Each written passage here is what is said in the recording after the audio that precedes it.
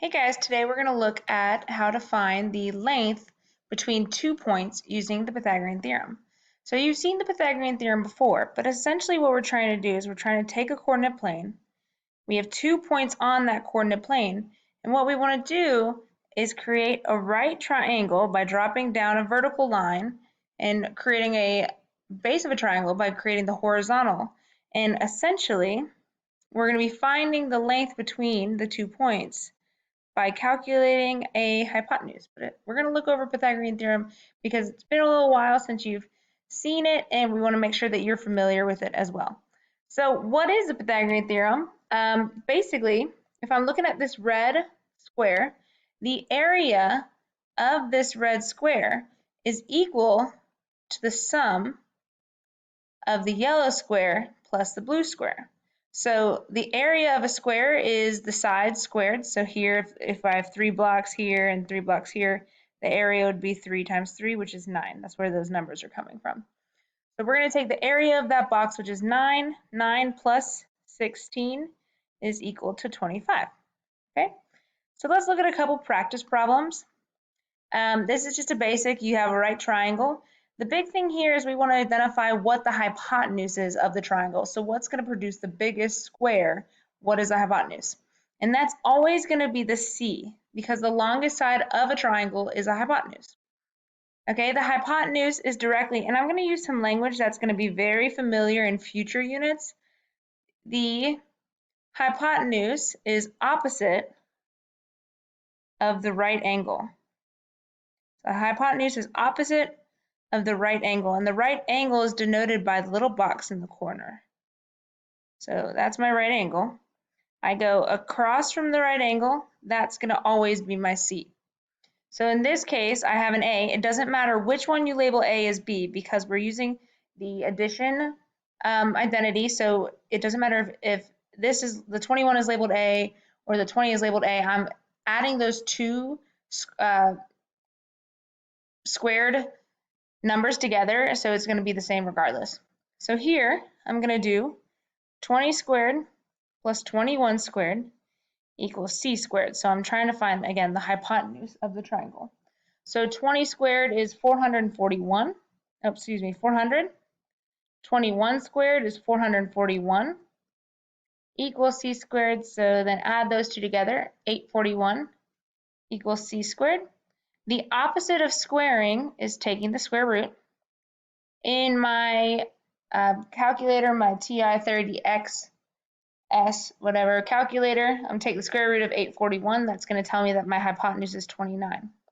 Notice that 29 is the longest between the 3 sides. So 20, 21, 29 is the longest between all of those 3. All right, we're going to look at another example here. To the nearest inch, how far above the ground are the dog's paws when the seesaw is level? So we want to find how far above the ground when the seesaw is level. So in this case, I'm actually finding one of the sides of the right triangle. So again, my hypotenuse is always directly across from the 90-degree angle. So that means that 36 is my C. It doesn't matter which one I label A and B. So I'm going to write it like this. We have A squared plus B is 26 squared equals 36 squared.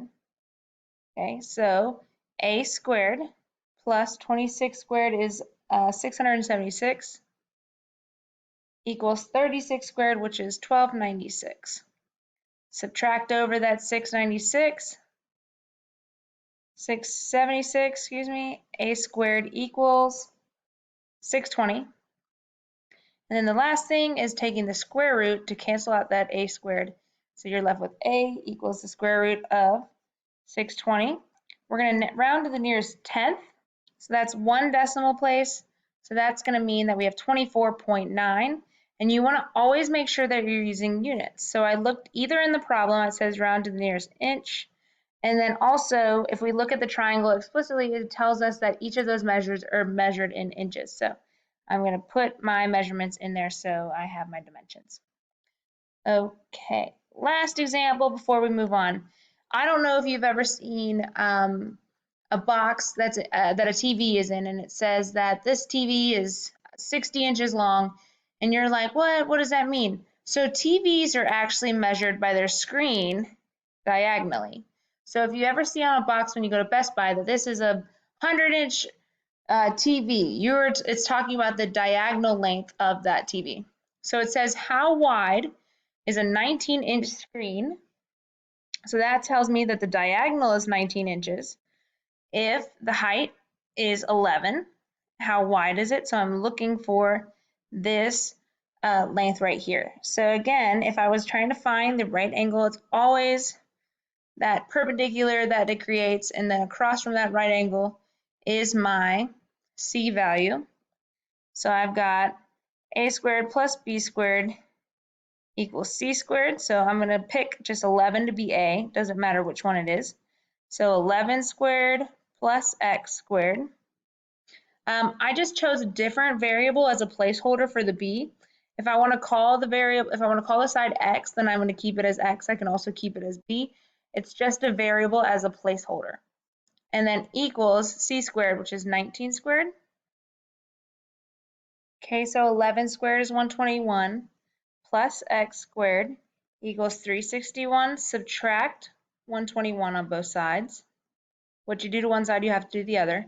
X squared equals 240. And again, to cancel out that square, I'm going to take the square root of both sides. X equals 15.5. That's to the nearest tenth. And then my units is inches, so inches. Okay, so I hope you feel pretty familiar with the Pythagorean theorem. It should be a lot of review, so hopefully you feel pretty comfortable moving forward from here.